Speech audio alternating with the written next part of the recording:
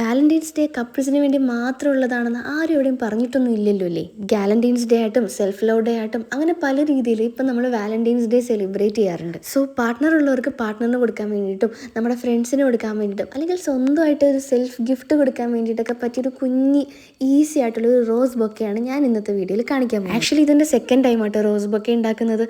First time ഉണ്ടാക്കിയപ്പോൾ ഞാൻ ആ തിക്ക് കുറഞ്ഞ റിബൺ കുറച്ച് നീളത്തിൽ കട്ട് ചെയ്തപ്പം ഒരു രസം ഉണ്ടായില്ല, ഒരു മെന ഉണ്ടായില്ല, റോസായിട്ട് തോന്നിയില്ല. എന്തോ ഒരു സാധനം ചുറ്റി വെച്ചിരിക്കുന്നു, അത്രേ ഉള്ളൂ. പിന്നെ നമ്മൾ മിസ്റ്റേക്സിൽ നിന്നാണല്ലോ എല്ലാം പഠിക്കുന്നത്. അങ്ങനെ ഞാൻ പഠിച്ചെടുത്ത് സക്സസ് ആക്കി ഗൈസ്. വേറെ ഒന്നും വേണ്ട, നമ്മുടെ റിബൺ ഉണ്ടെങ്കിൽ റിബൺ എടുത്തിട്ട് ജസ്റ്റ് ഞാൻ ആദ്യമേ കാണിച്ചതുപോലെ കട്ട് ചെയ്തെടുക്കുക. എന്നിട്ട് രണ്ട് സൈഡും ഒട്ടിച്ച് കൊടുത്തിട്ട് നമ്മളൊരു സ്റ്റിക്കിനകത്ത് ഇങ്ങനെ റോൾ ചെയ്തെടുക്കുക.